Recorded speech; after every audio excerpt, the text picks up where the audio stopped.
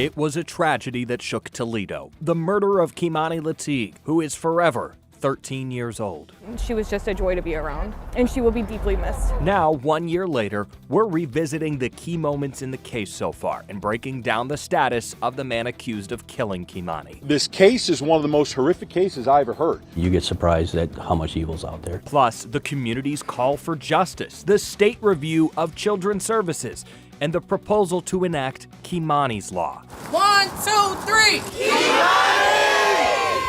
1, 2, 3! Kei'Mani! Hello and welcome to Action News Now. I am Josh Krupp. Today, Wednesday, March 25th, marks the anniversary of the arrest of Kei'Mani Latigue's accused killer, Darnell Jones, who could face the death penalty if convicted.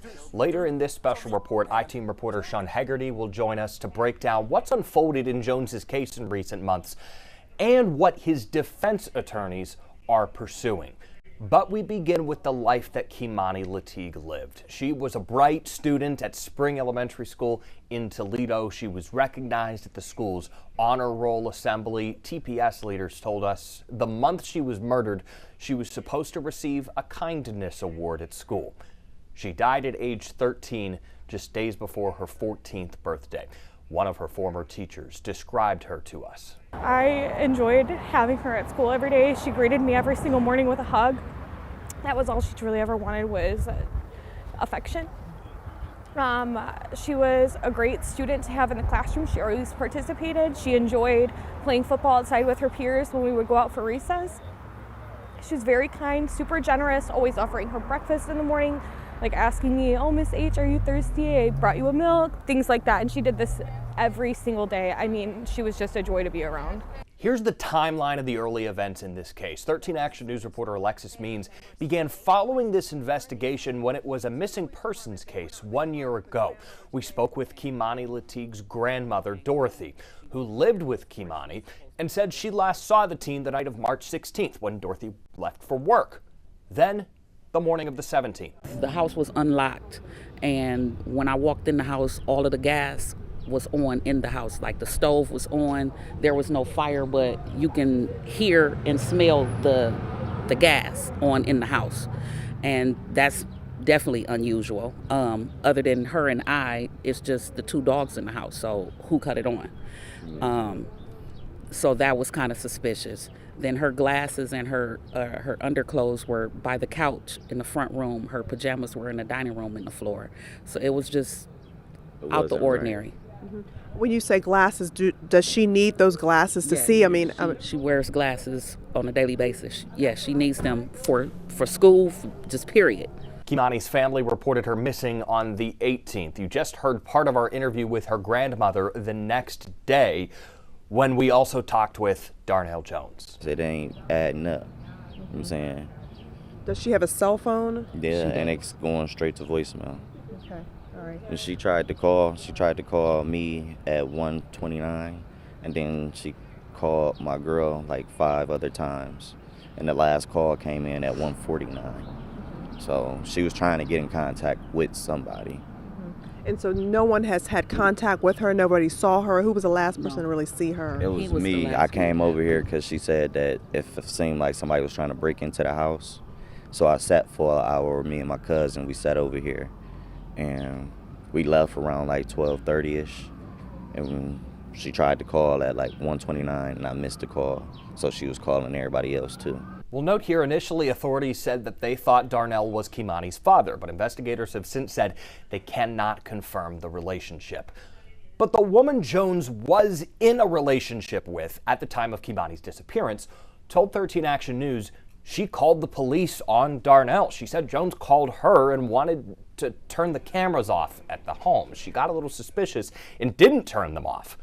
She told us she was in a bedroom when a relative saw Jones moving things out of his SUV, then bring them into the house, hiding them under the stairs. What did he hide under your stairs? It was like a mat for the back of your truck, not a pickup, but SUV. You know, when you lay your seats down and you put that rubber mat in there to protect the back of your seats in case you're hauling something.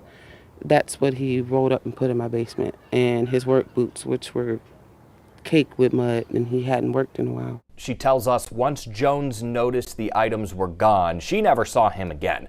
Police filed an abduction charge March 23rd against Darnell Jones. The next day, he would also be charged with murder after investigators found Kei'Mani Latigue's body in an abandoned, burned house on Miami Street. But Darnell Jones was nowhere to be found. Jones's girlfriend told 13 Action News that he called her from Columbus, and she told police where to find him.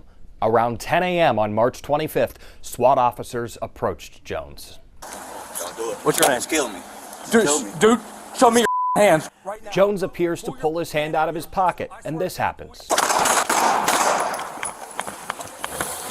fired. Shots fired. Dennis in a second.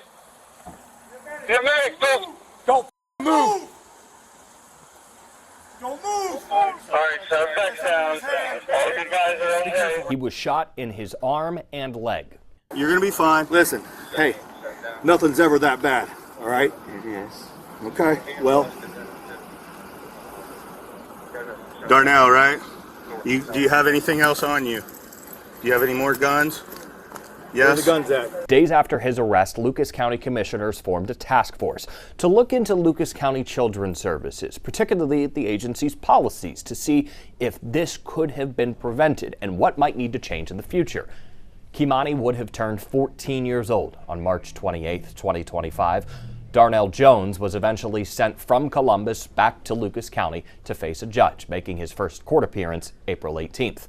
5 days later, a grand jury indicted Jones on 15 charges, including aggravated murder, kidnapping, and rape.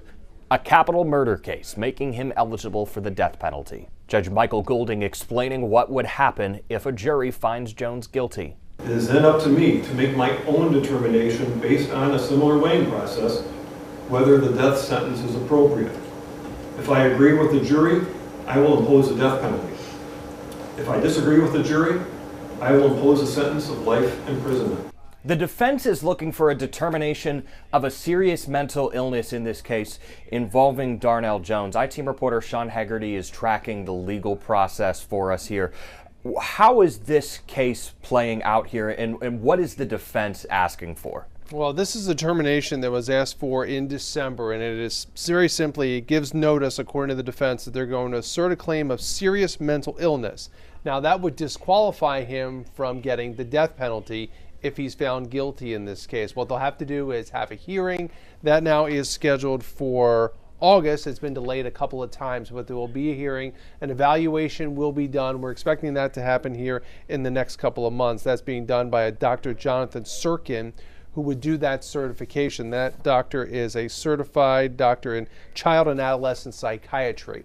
So what the defense is asking for here is to get that determination. This is not, Josh, not guilty by reason of insanity. This is more setting up for a death penalty situation if he is found guilty. So how would this change a trial if he does get that determination made? It's believed that the testimony and everything would continue on. What this would do is would set up for the entire trial the death penalty situation. And I want to bring in that part of the Ohio Revised Code. This is 2929.025. This is the sentencing for aggravated murder when the offender has had serious mental illness. That will come up again if he's found guilty in this case. And so the state law reads that as the judge does those determinations on the serious mental illness, the law says that the court shall issue a finding that the person is ineligible for a sentence of death due to serious mental illness. And it goes through some of the possible conditions the person could have: schizophrenia, schizoaffective disorder, bipolar disorder, and delusional disorder. So those would certainly come up as part of the trial, but this is really a setup on the death penalty specification. Is this looking to get the trial tossed out altogether and just have, could we still get a not guilty by reason of insanity plea, or is this just to take care of the death penalty aspect? At this point, it's just a not guilty plea, so we'll see if anything changes with that, but it's strictly a not guilty plea, and we are expecting to have testimony with that. But Once again, once that determination comes in, once the doctor does his evaluation, we'll see if that changes things from that determination. But this part, serious mental illness, when they're asking for that, and they'll have the hearing for that, will be August, will be on the sentencing phase about the death penalty.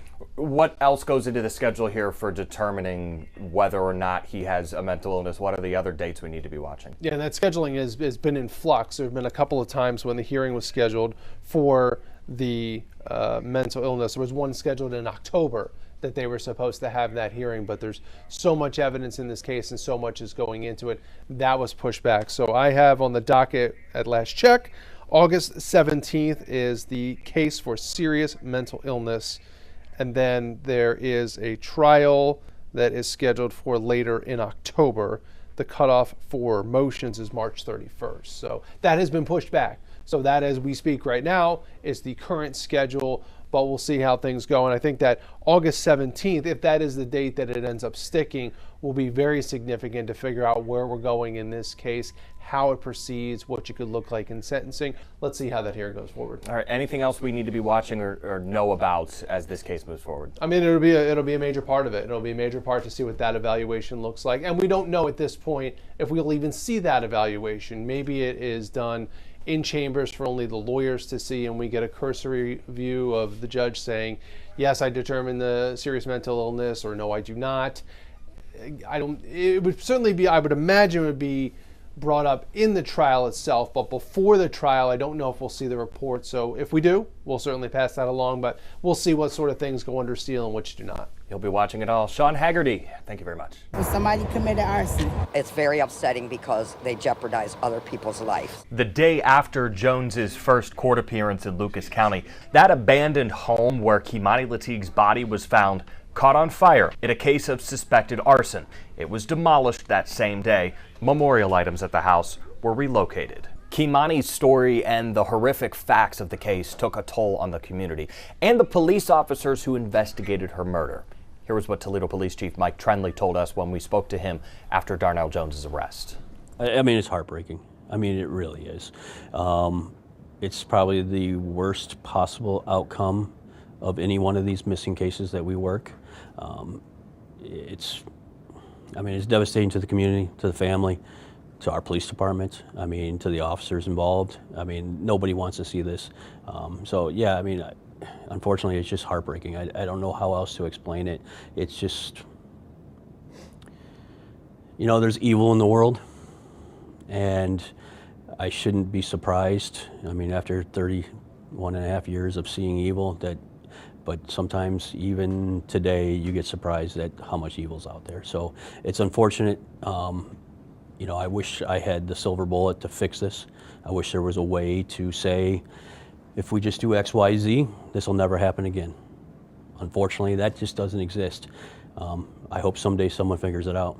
This case has taken an emotional toll on everyone involved, the family, the community, city leaders, and your officers were the ones, and detectives had to go into that house to find this body. How are they doing? So, yeah, anytime as a kid, it's worse, right? I mean, we all have kids. I mean, I've got a child that's almost the exact same age, you know? So anytime that hits home, they're professionals. They're dealing with it in their own way, but that's not all we do. We're much better now. So we have our wellness unit reaching out to them. You know, we have peer supports. We have all those things that are available to officers right now that they can get help. A lot of times it's independent. The officer has to reach out for help a little bit. We make the effort, but a lot of times we'll get, hey, I'm fine. And a lot of these detectives are from our, you know, SIU that are out there and they're processing these scenes.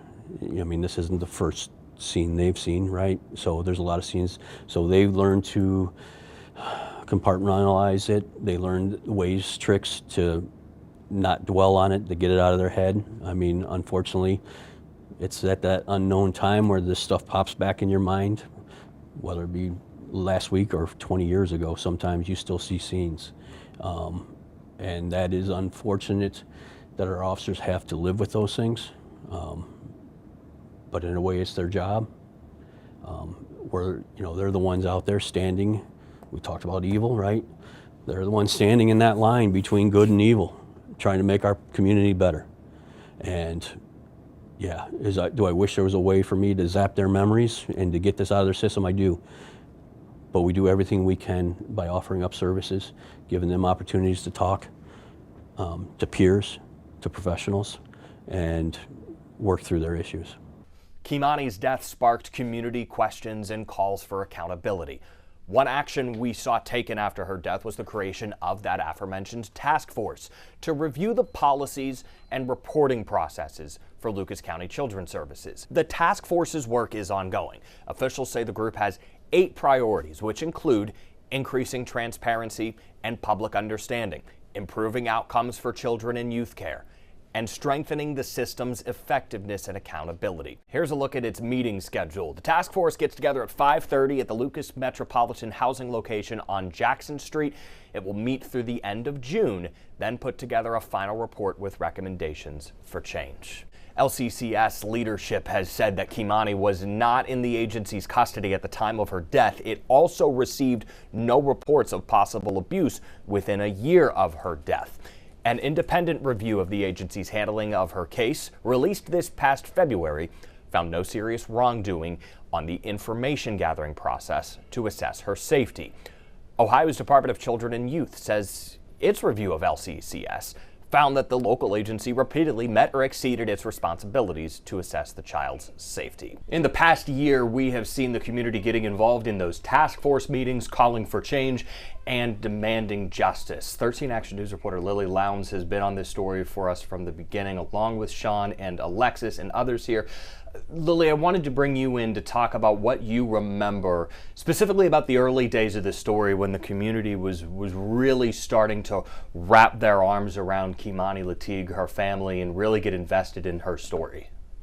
Yeah, Josh, I specifically remember going to the house where Kei'Mani's body was found as people were starting to bring items and starting to build a memorial. It started off as just a banner, a few stuffed animals, some candles, but as you saw in some of the video that we showed earlier, just stretching almost across that whole block there. So people really resonating with this young girl and the tragedy that took her life and wanting to support her memory. And it wasn't just community members either, Lily. We saw community leaders, we saw elected officials reacting to this story, calling it heartbreaking and demanding answers right away. What was it about this 13-year-old girl that captured the attention of really everybody in this community?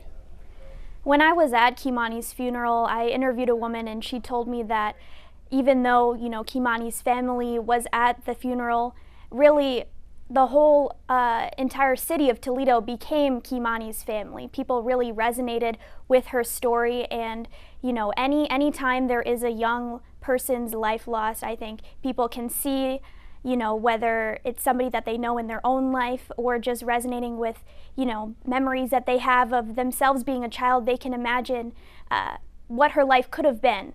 And it's just such a heart-wrenching moment to know that she was 13 years old and will remain forever 13. You were at the funeral service, a memorial service that the community organized for her. Who was coming to that event that night, that memorial service? Was it mostly family and friends, or was it strangers and people who had never heard of her before this tragedy? I did see a few of her classmates from her elementary school, along with her teacher was present, her former teacher, I should say. But many of them, like you mentioned, were just Toledoans, were people from the area, maybe the surrounding communities as well. They just wanted to come out and show that her life mattered, that this is not acceptable in Toledo. That was their message to me as I was talking to people in the crowd, but most of all, just to gather in community.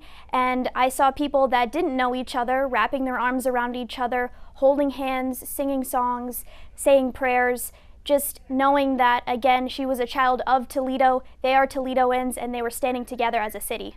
Beyond that memorial service, that funeral service that you attended for her, what other ways were people in the community showing their support for Kei'Mani? In addition to that big memorial with all of the toys, the cards, the candles, the letters, there were also individual acts that people did on their own. A lot of those individual acts came together, as you saw in that memorial that was created outside of the house. But I remember people gathering for a 13-mile walk, 13 miles for each year that Kei'Mani was alive. There was also a man who created a bench to display at her elementary school, at her school. And there were a lot of things that we didn't see that people just did on their own, whether it was their private memorial service, tributes online. It really touched so many people, and a lot of people wanted to find their own individual ways to support and remember this young girl. Yeah, a story that really captured the attention of the whole community. Lily Lowndes, one of many here at 13 Action News who has been on this story from the beginning. Thank you very much. Thank you, Josh. Kei'Mani's case also got the attention of state lawmakers and inspired a proposal that aims to change the way the state of Ohio responds to cases of child abuse and neglect. I don't take that very lightly, putting a young girl's name on a piece of legislation. State Representative Josh Williams, a Republican, and State Rep Darnell Brewer, a Democrat, worked on a bill they call Kei'Mani's Law. Their proposal aims to increase partnerships and communication between different government systems that work with children. Measures include every public schools designating a child protection liaison to coordinate reports, also expanding a statewide child welfare database, and ensuring records are entered in a timely manner. We must evaluate not only whether boxes are checked, but whether our systems communicate effectively, they share information in real time, and elevate concerns before they become fatal. The bill was introduced in February. It hasn't had a committee hearing yet. The community has been very bold in their outcry in this. They've been bold in they want answers. As we've discussed today, there are still several unfinished chapters in this story now that we're entering its second year. Between legislation, task force reviews, and legal proceedings. We're following it all here at 13 Action News and hope you'll stay with us for future updates. Until then, thank you for watching this special report. Forever 13, the murder of Kei'Mani Latigue. I'm Josh Crew. Good day.